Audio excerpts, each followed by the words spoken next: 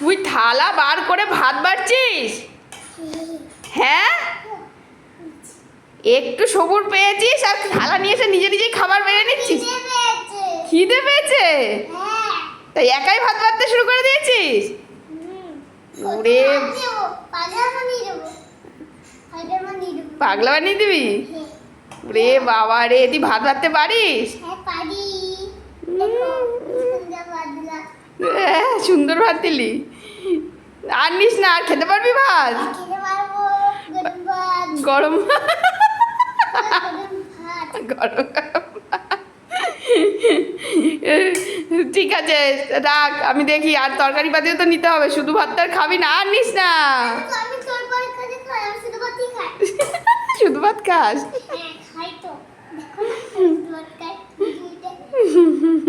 খাওয়া দাওয়া হলো, কমপ্লিট হয়েছে?